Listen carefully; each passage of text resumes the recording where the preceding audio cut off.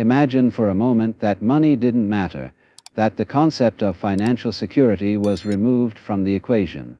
What would you do with your time? How would you spend your days?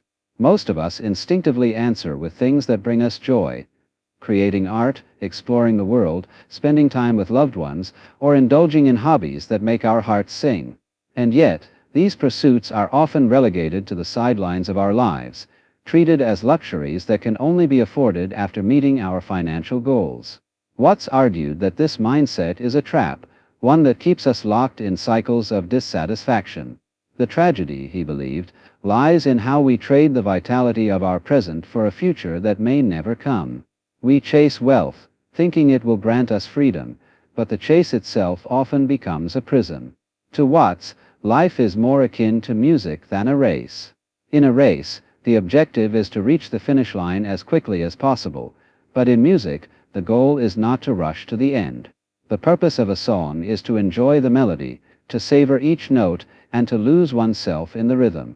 Similarly, life is not about reaching some ultimate financial destination but about living fully in each moment. When we become preoccupied with earning money, we risk treating life as a means to an end rather than an experience to be cherished. This is not to say that money is unimportant. It is a tool, a medium of exchange, a way to meet our needs. But Watts warns against making it the primary measure of success or happiness. He believed that the greatest tragedy is to spend your life doing things you don't enjoy, merely to earn money, so you can continue doing things you don't enjoy. It's a vicious cycle that leaves little room for genuine fulfillment. Watts' perspective invites us to reevaluate our priorities. He suggested that when you align your life with what you truly love, everything else falls into place. It may sound idealistic, but consider the logic. When you are passionate about what you do, you naturally excel at it. This excellence, in turn, creates value that others are willing to pay for.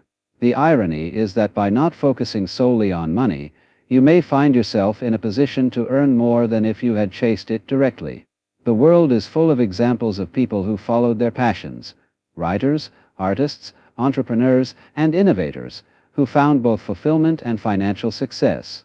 The key, Watts believed, is to trust the process and to have the courage to pursue what genuinely excites you.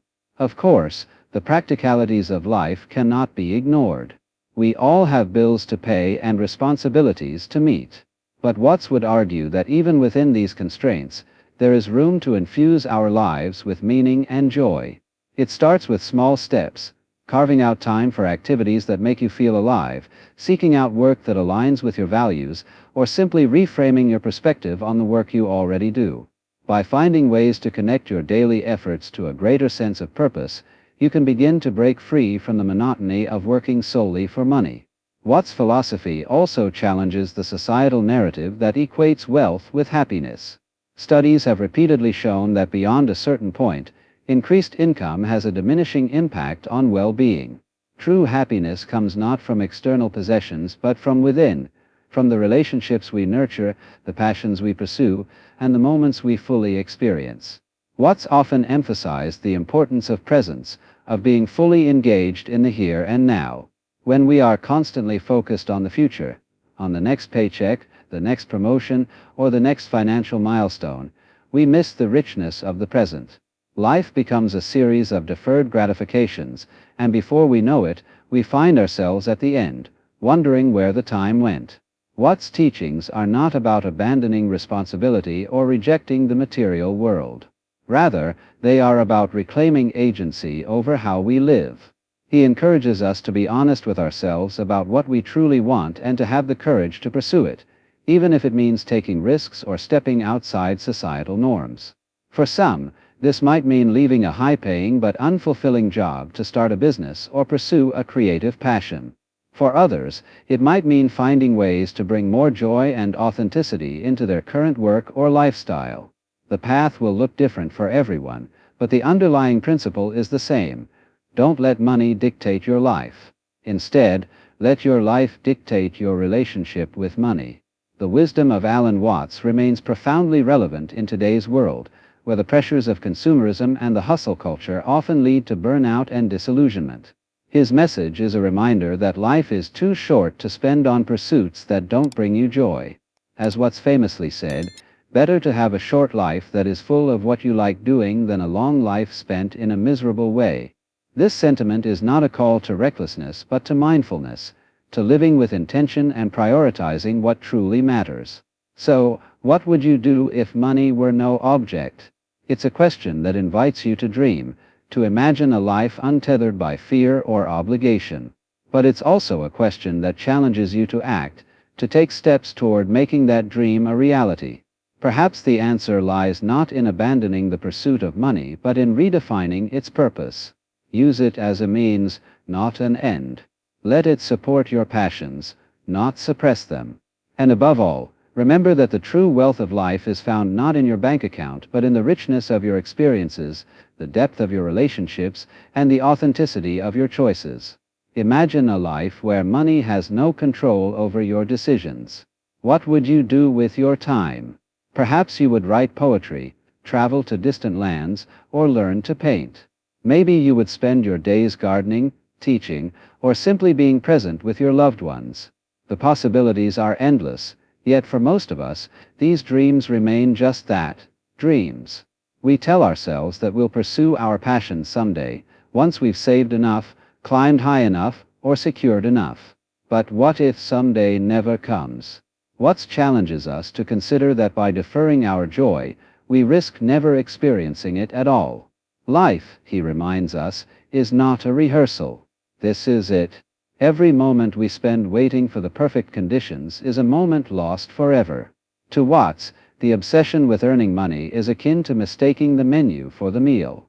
Money, like a menu, is merely a tool, a representation of value, but it is not the value itself. You cannot eat a menu or savor its taste. Likewise, money in and of itself holds no inherent meaning. Its purpose is to facilitate the things that bring meaning to our lives: creativity, connection, exploration, and growth. Yet, in our modern world, the menu has replaced the meal. We chase numbers in a bank account, often at the expense of the experiences and relationships that truly nourish our souls. Watts invites us to flip this perspective, to use money as a means to enrich our lives rather than allowing it to dictate the terms of our existence. One of Watts' most poignant analogies is that of life as a dance.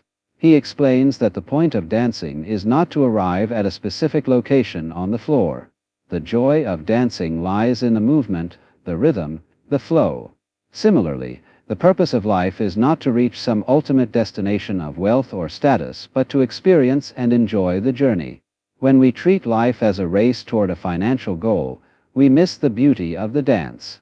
We sacrifice the present moment for an imagined future, only to discover that the finish line is a mirage. Watts reminds us that happiness cannot be postponed. It is found in the here and now, in the simple act of being alive.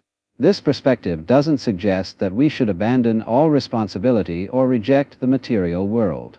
Rather, it encourages us to approach our work and our relationship with money from a place of authenticity and joy. Watts believed that when you align your life with your passions, financial success often follows as a natural byproduct. He urged his audience to pursue what they love, not because it guarantees wealth, but because it guarantees fulfillment. And in that fulfillment, you may discover unexpected opportunities for prosperity. When you are truly engaged in what you do, your enthusiasm and skill become evident to others. People are drawn to those who love their work, and this can open doors that a purely profit-driven approach never could. Of course, the realities of life cannot be ignored. We need money to survive, to provide for ourselves and our families, to meet our obligations. But Watts challenges us to consider how much of our striving is truly necessary and how much is driven by fear, comparison, or societal pressure. He invites us to simplify, to distinguish between what we need and what we think we need. By letting go of unnecessary wants, we free ourselves to focus on what truly matters. This shift in perspective can be liberating, allowing us to work with purpose rather than from compulsion. Watts also spoke about the illusion of security. Many of us pursue wealth as a way to protect ourselves from uncertainty, But no amount of money can guarantee safety. Life, by its very nature, is unpredictable. What encourages us to embrace this uncertainty rather than resist it, to see it as a source of creativity and possibility rather than a threat.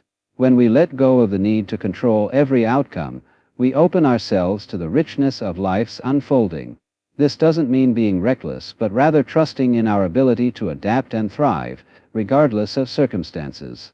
The wisdom of Alan Watts is particularly resonant in today's world, where the pressures of consumerism and the glorification of busyness often leave us feeling disconnected and depleted. His teachings remind us to slow down, to ask ourselves what truly brings us joy, and to have the courage to prioritize those things. Life, he argued, is not a problem to be solved, but an experience to be lived. And the quality of that experience depends not on how much we earn, but on how deeply we engage with the world around us. So, what would you do if money were no object? This question is not a mere thought experiment. It is an invitation to transform your life. Begin by identifying what lights you up, what makes you lose track of time, what fills you with a sense of purpose. Start small if you must, carving out moments for these pursuits amidst your current responsibilities. Over time, you may find that these moments expand, that your life begins to shift in ways you never imagined.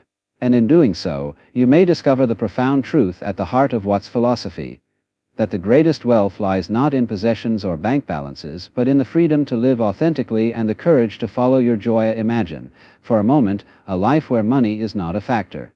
If you didn't have to worry about paying bills, saving for the future, or impressing others with material success, what would you do? Would you paint, write, or compose music? Would you travel to far-off places, spend time in nature, or devote yourself to a cause you believe in?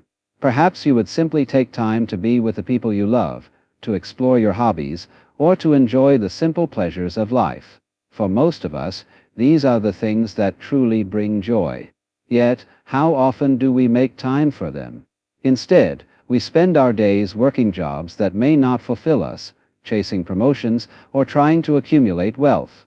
We tell ourselves that this is temporary, that once we reach a certain level of financial stability, we will finally be able to live the way we want. But Watts argued that this mindset is deeply flawed. Life is not something to be postponed. The present moment is all we truly have, and when we spend it in pursuit of a future that may never come, we risk losing everything.